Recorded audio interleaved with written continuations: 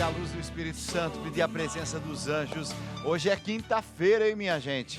E ó, eu quero fazer assim, nessa quinta-feira, um momento de, assim, muita fraternidade, muito amor mesmo. Sabe que eu tenho um carinho muito grande pelo nosso bom Dom Fernando Figueiredo. E eu fico esperando as quintas-feiras, porque nas quintas-feiras a gente tem esse encontro fraterno. E eu digo fraterno mesmo porque eu gosto de aprender com Dom Fernando. Dom Fernando é um homem muito sábio e que tem assim uma história muito bonita. E já logo no início desse programa eu me coloco aqui, próximo de Dom Fernando, para dizer que bom que a gente tem esse pai espiritual, esse irmão na fé. Dom Fernando, seja muito bem-vindo, muito bom dia. Bom dia para você, e minha alegria também é muito grande de encontrar aqui o Dalcides. Realmente laços de amizade cresceram entre nós. Que Deus abençoe também você, abençoe sua família com todas as graças e bênçãos divinas. A gente está ainda vivendo esses dias com muita intensidade. Há alguns dias o nosso bom Papa Francisco partiu e deixou uma sensação de saudade. Eu não sei explicar ao certo. Eu nunca tive um contato direto com o Papa Francisco, mas eu senti assim como alguém muito próximo a mim. Só que eu achei que só tinha acontecido isso comigo. De repente, a Diana que trabalha aqui falou: como eu estou tristinho esses dias, porque eu estou sentindo falta do Papa Francisco. E aí eu comecei a ouvir um pouco as pessoas que trabalham aqui, as pessoas com as quais a gente convive. Eu fui descobrindo que outras pessoas sentiam a mesma coisa. Qual é esse poder que algumas pessoas têm de se fazerem tão próximas, mesmo que fisicamente distantes? Antes de mais nada, olhando para o Papa Francisco, eu diria, pela sua simplicidade. Ele era simples. Nos nossos encontros, etc., e até por vezes há fotografias em que nós estamos sorrindo, né? Um ao lado do outro. E por que isto? Porque por causa justamente disso. Meu modo, conversava com ele e de repente, espontaneamente, me vinha chamá-lo de Frei. Como chamo você também, de vez em quando, sem querer, eu chamo Frei, como que vai? Assim eu fazia, e ele dizia Frei. No princípio ele falou Frei, e aí eu expliquei que eu era frade, tinha vivido sempre num convento e, portanto, com muitos e muitos frades durante anos, e por isso me referia espontaneamente ao outro como Frei. E ele dizia, Frei? E que Frei que é? Falei, eu sou Frei menor, frade menor de São Francisco. E o senhor talvez seja frade maior. E ele aí ria. Então, toda vez que encontrava, dizia, o frade menor se encontrando com o frade menor. Então, sempre que nós nos encontramos... brincadeirinhas de que, né, parecem assim, ingênuas, bobinhas, né? Mas que nos alegrava. Exato. E que mostravam um coração aberto um ao outro e nós nos sentíamos unidos, como vê nas fotografias. Eu estou vendo agora uma fotografia, a gente vê, né, assim, carinho, a gente vê respeito, né? A Dom Fernando Figueiredo e também o nosso bom Papa Francisco. Agora, esta fotografia que estou mostrando, a anterior. Anterior, sim. Mostre lá. Vejam só, uma coisa característica que as pessoas não notam. Onde está aí o cardeal Bergoglio? Veja lá. Lá no final... Então foi... justamente porque se nós temos aqui o Papa Bento XVI. Na ponta de cá, olhe para a esquerda do Papa e lá no final, quase você vê, quase no final, não, do lado contrário. Aqui? Lá no final, vai lá para o final. Não, vai no final da fila. Aqui. Aí está ele. Aqui, agora que eu encontrei. E como que ele está? Como ele está? Está com a cara virada, está voltado para o outro e não para o Papa. Olhe do lado de cá onde eu estou. Onde o senhor está? Vamos olhar. Como que eu estou? Deixa eu olhar aqui, peraí. Não, já passou. Já passei? Já os terceiros. Aqui. Aí o senhor também está olhando. Olhando pro... Então me perguntaram, por que os dois estão olhando para o outro lado? Porque é Eu verdade. digo, olha, eu não sei do que o Papa, ou seja, o cardeal Bergoglio, está olhando, não sei, não perguntei. Mas eu sei por que eu estava olhando. Porque tinha aquele arcebispo da Áustria que estava atrás de mim e eu estava convidando para ele vir mais à frente para que saísse na fotografia. E ele lá deve ter feito a mesma coisa com o outro bispo, arcebispo, que estava do lado de lá. Querendo dar o lugar. O lugar para o outro. Lindo E isso. nós dois, então, estamos voltados para trás. Você veja. Aqui são cardeais e bispos reunidos em várias partes do mundo. Várias partes do mundo todo. Nesse momento aqui, o senhor acha que passava pela mente, pela cabeça do nosso Bergoglio, Bergoglio. certo? Que ele seria aquele que ocuparia essa cadeira aqui? Não, jamais, jamais, jamais. As nossas brincadeiras não diziam absolutamente Nunca vocês brincaram nunca, sobre isso? Nunca, nem passou pela nossa cabeça, nem de longe. Nós conversávamos outras coisas, como eu te falei, chamava de frade, outro falava... Outra brincadeira que ele fazia, e por isso nós ríamos bastante quando nos encontrávamos, ele dizia, e aquele galpão sagrado? Como é que vai? Que era o Santuário Mãe de Deus. Ele falava brincando comigo. O galpão sagrado, porque tem forma de galpão mesmo. E eu dizia, olha, e quando eu fiquei emérito, eu cheguei para ele e disse, o senhor sabe, Frei Maior, você sabe para onde que eu vou viver? Vou viver no galpão sagrado. Aí ele caiu na risada. Porque eu estou morando lá no Santuário Mãe de Deus hoje. Hoje eu moro lá. Quer dizer, naquela época eu me transferi para lá, depois como emérito. O senhor conviveu muito proximamente, porque não só com o Papa Francisco, com a estrutura mesmo do centro da Igreja Católica lá no Vaticano. O senhor ia uma vez por ano, ou então uma vez ou duas vezes por ano, e isso foi uma tradição, se eu não estou enganado, por uns 8 anos, porque o senhor pertencia a determinadas comissões específicas. A comissão dos bispos, comissão para os padres, pertencia 12 anos, eu pertencia a essa comissão para os bispos, para os sacerdotes, para a formação dos sacerdotes, que era essa comissão ao qual pertencia o cardeal Bergoglio e todos aqueles que lá estão. Foi, portanto, um período de 12, mas eu também pertenci ao secretariado da Cultura, com o cardeal Poupart, grande amigo. Francês, né? Francês. E como eu estudei na França, etc., em Lyon, nós conversávamos em francês, etc., e brincávamos. Para ele ia ser muito especial isso. Isto trazia muita alegria. E depois também para a comissão dos concílios ecumênicos, que eu também pertenci. Então, por ano, por vezes, eu devia ir 2 vezes a Roma para essas comissões. O Dom Fernando, o senhor teve a chance de estar bem próximo do nosso bom Papa Francisco. Quando o senhor lembra dele, o que é que vem assim à sua mente? Se tivesse que fazer um resumo daquilo que ficou, da característica principal, o que é que mais chama a sua atenção? Chama a atenção, sem dúvida nenhuma, o carinho que ele tinha para com todas as pessoas, cada uma delas. Eu acho que isso é uma preciosidade. Nós só temos esse carinho quando o nosso horizonte é o horizonte de Jesus, é o horizonte do Senhor. É isso que determina nossas ações, palavras e também nossas decisões. E esse horizonte vai se traduzir nesses gestos bondosos que ele tinha para com pessoas simples, pobres, aqueles que estavam um pouco sofredores e assim por diante. Então, isto tocou-me profundamente. Quando minha vida mesmo, lá no santuário, quando estou diante do sacrário, o que eu peço? Que o horizonte da minha vida seja o horizonte do Senhor Jesus, como eu via no Papa Francisco. Eu vou dizer uma coisa assim que me chamou muito a atenção.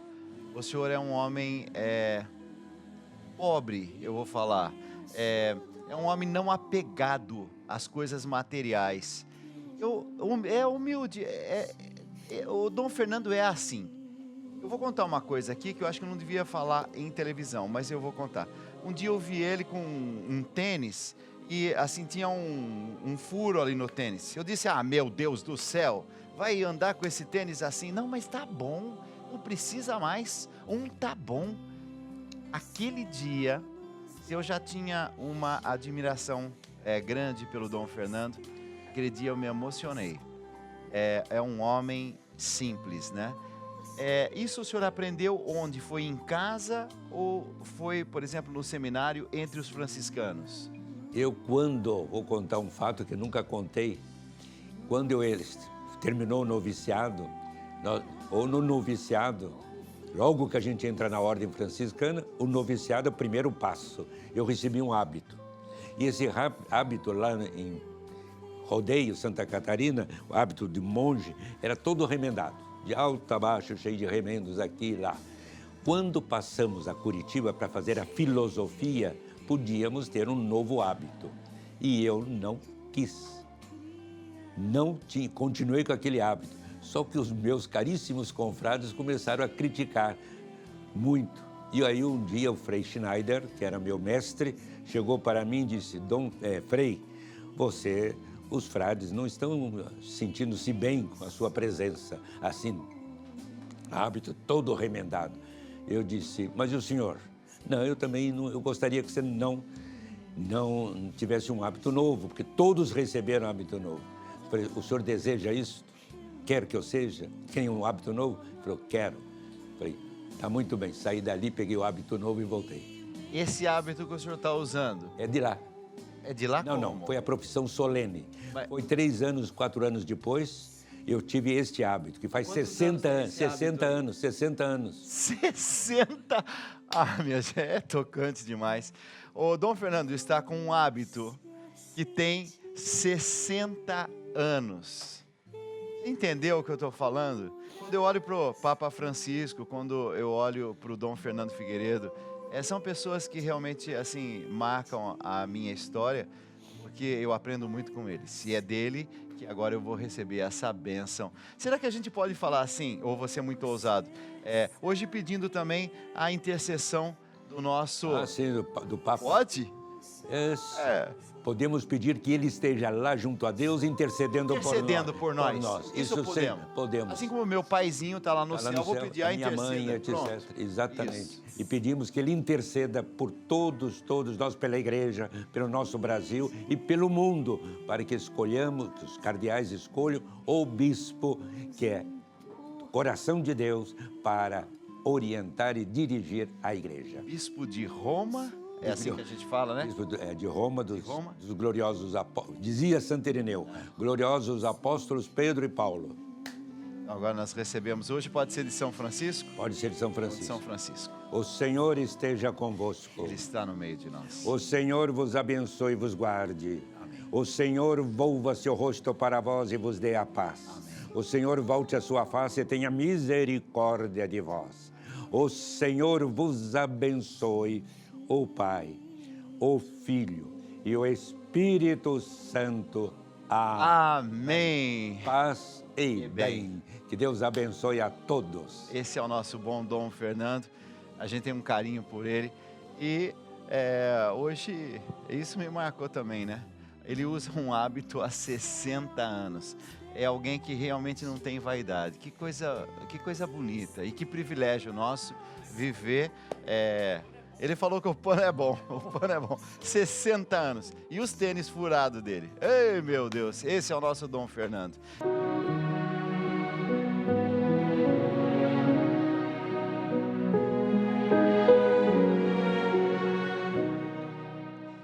Sabe que ao longo desses dias, a gente tem assim feito nossas homenagens ao bom Papa Francisco.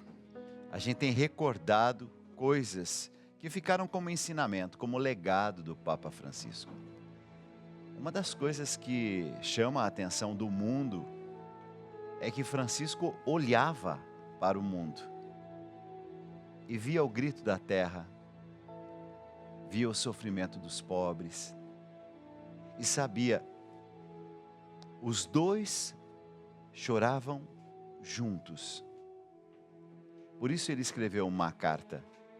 E uma carta não aos cardeais, não apenas aos católicos, mas uma carta para toda a humanidade. E essa carta, ele colocou o nome de Laudato Si, ou seja, louvado sejas. Ela foi publicada em 2015 e se tornou um marco, um novo jeito de ver a ecologia, a natureza, com os olhos da fé. Francisco dizia algo que sempre me chamou a atenção. Nós temos uma casa comum, e é nessa casa comum que tudo está interligado. Se eu pratico uma ação má em relação a um outro ser humano ou ao planeta Terra aqui, isso de alguma forma tem um efeito no todo. E por isso nós estamos, dizia ele, numa casa comum. E numa casa comum todos têm a responsabilidade do cuidado. O Papa Francisco, ao dizer que tudo está interligado, ele diz: quando a floresta sofre, o povo sofre. Quando o rio seca, o pobre tem sede. Quando o planeta adoece, os mais frágeis são os primeiros a cair nesse combate. Ele não só falou, mas ele agiu. Ele convocou governos, inspirou ONGs, encorajou comunidades, apoiou paróquias que plantavam, reciclavam, economizavam água. Chamou isso com um nome bonito: ecologia integral. Cuidar da criação é cuidar das pessoas. Foi um Papa verde. Foi um Papa que amava o Criador. E por isso amava tudo o que esse Criador fez. No Sínodo da Amazônia, ele ouviu os povos da floresta, valorizou a cultura indígena e chegou a dizer: a selva não é um vazio a conquistar, mas um espaço a proteger. E muita gente criticou o Papa, hein? Muita gente disse: ele está preocupado demais com o meio ambiente. E ele respondeu: abram o primeiro livro da Bíblia. Deus fez tudo e Deus viu que aquilo era bom. Bom Papa Francisco. Seus ensinamentos vão continuar para sempre. Bom Papa Francisco, hoje sendo lembrado por nós aqui com todo o nosso carinho, né? Bom Papa Francisco, intercede pelo nosso mundo, nossa natureza, junto a Francisco de Assis. Assim seja. Amém.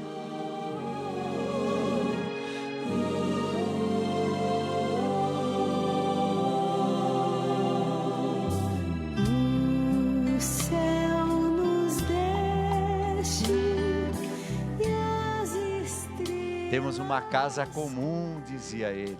Vamos cuidar bem da nossa casa, que é o nosso planeta Terra.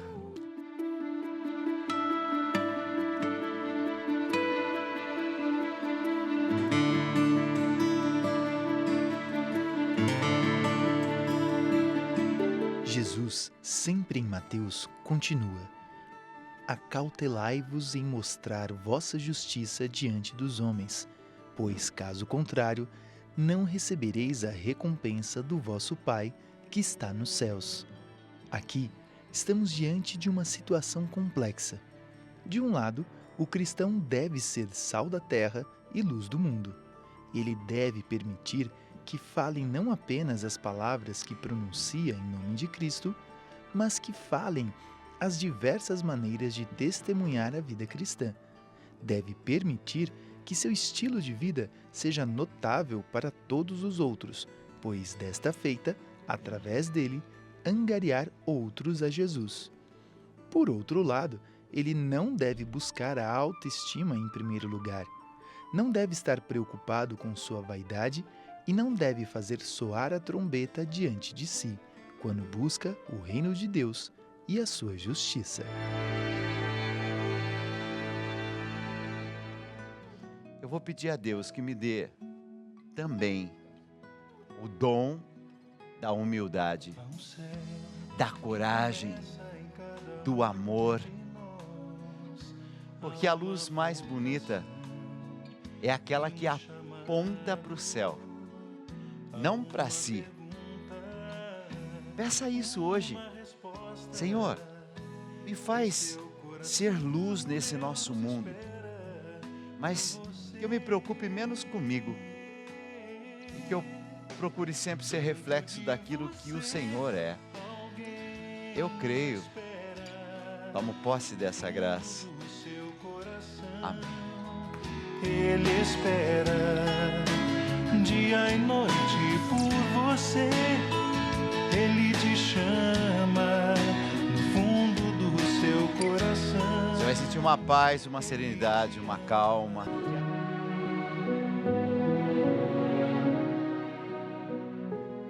No estudo bíblico de hoje, eu quero resgatar a primeira história da humanidade, que já começou com um erro, né? Adão, o primeiro homem. Diz a palavra de Deus, esse primeiro homem foi feito de pó. Sim, mas esse pó, né, esse barro da terra, né, teve o sopro divino. Tinha um tal de jardim também, e Deus andava por esse jardim. Essa história traz a liberdade, a escolha. Essa história traz uma mulher, traz o amor de Deus. E ainda assim, esses dois seres humanos escolheram o pecado, escolheram a desobediência. O interessante é que esses dois seres humanos dizem não ao plano de Deus. Comeram do fruto e se esconderam. E tentaram cobrir-se com folhas. E aí vem uma cena linda, né? Adão, Adão, onde é que você está? É Deus no texto, o livro do Gênesis, capítulo 3, versículo 9. É Deus procurando, Adão, Adão, onde é que você está? É claro que Deus sabia onde ele estava, mas mesmo assim chamou, porque Deus é o tipo de pai que vai atrás do filho. O filho está se escondendo, e Deus vai atrás, não é para condenar, não é para julgar. Deus vai atrás com misericórdia, com compaixão, dá uma bronca, como qualquer pai que ama também costuma dar uma bronca. E nisso tudo, gente, eu vejo uma cena já logo no primeiro livro da Bíblia, no livro do Gênesis. Ele não chegou com condenação, mas ele chegou com uma pergunta. E ele chegou com graça, né? Adão, Adão, onde é que você está? Adão pecou. Eva pecou. Mas diz o texto, Deus vestiu eles com peles. Então o primeiro sangue derramado para cobrir a culpa foi o próprio Deus, né? A Bíblia poderia ter começado com super-heróis, minha gente. Mas começou com um homem falho, Adão. Com uma mulher falha, Eva. E Deus vai ao encontro. Onde é que vocês estão? Onde é que vocês estão? Qual que é a aplicação que a gente faz para o dia de hoje, para essa quinta-feira? Você já errou, já se escondeu de Deus. E Deus foi atrás, e Deus te encontrou. Onde é que você está? É um Deus interessado em você, mesmo quando você desobedece, mesmo quando você apronta tantas coisas. Ele não procura você para julgar, nem para condenar. Gente, a Bíblia não começa com perfeição, com super-heróis. A Bíblia começa com queda, mas com um Deus que vai ao encontro daquele que se desviou do caminho. Eu nunca tinha olhado para o livro do Gênesis e visto nessa ótica. Deus não cria pessoas perfeitas. Deus cria pessoas com liberdade. E no momento em que essas pessoas erram, a iniciativa de encontrar com essas pessoas é de Deus. Porque Adão e Eva, diz o texto, estavam se escondendo de Deus. E Deus se aproxima deles. E, o bonito, veste eles com pele, para que eles não sintam frio. Quantas vezes na nossa vida a gente apronta alguma coisa, fica com vergonha e aquele alguém que poderia estar chateado, ofendido, vai ao nosso encontro e perdoa. Pai sabe fazer isso, mãe sabe fazer isso. Só um coração que ama sabe fazer dessa forma. Vem comigo? Agora, vai lá. Qual é o verdadeiro significado de pertencer à igreja e como podemos viver essa comunhão no nosso dia a dia? A palavra igreja vem do grego eclésia, que significa os convocados. Todos nós, batizados e crentes, somos chamados por Deus a fazer parte dessa comunhão viva. Cristo é a cabeça e nós, o seu corpo. Na celebração dos sacramentos e na escuta da palavra, Cristo habita em nós e nós nele. A Bíblia usa imagens ricas para descrever essa união. Somos o povo de Deus, a esposa de Cristo, a família divina. A igreja não é apenas uma instituição, mas uma presença viva de Deus entre os homens. Seus erros humanos podem nos entristecer, mas Deus jamais nos abandona. Por isso, não podemos nos afastar dela, mas sim amá-la e reconhecer nela o sinal visível do amor divino na terra.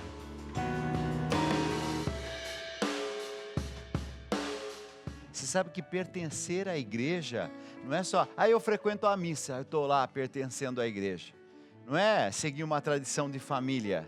É mais que isso, minha gente. Pertencer à igreja é fazer parte de verdade. A igreja não é um prédio. A igreja é um povo.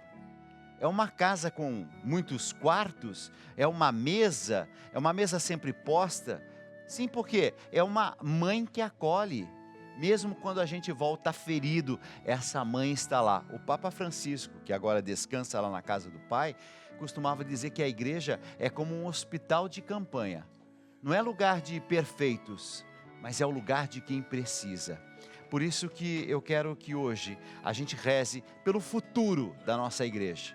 Eu quero que você peça junto comigo pelo futuro da nossa igreja. Um novo Papa escolhido, que esse Papa seja símbolo, sinal de misericórdia, de amor, de bondade.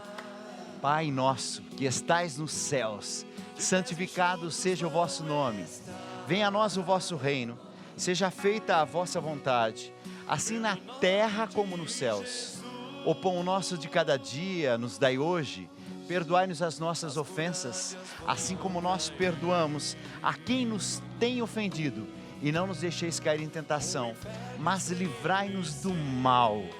Amém.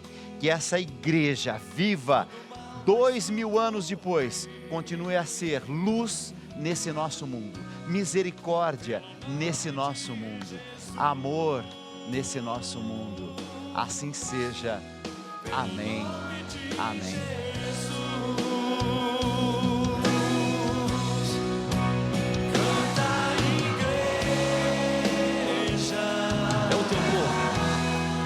4h15 da tarde, tudo de volta. Só que tem uma coisa, hein? Nós fizemos um Viva a Vida lindo, maravilhoso, que foi na terça-feira e vai ter reapresentação nesse domingo. Fiquem na paz, Deus abençoe a todos. Espero vocês nesse domingo, às 2h30 da tarde. Tchau, gente. Fica na paz. Todo mundo apertado, mas mexe, mexe que é bom. E o povo todo pulando, o povo todo gritando. Mexe, mexe que é bom. É na palma da mão, bote um sorriso na cara e mande embora a solidão. É na sola da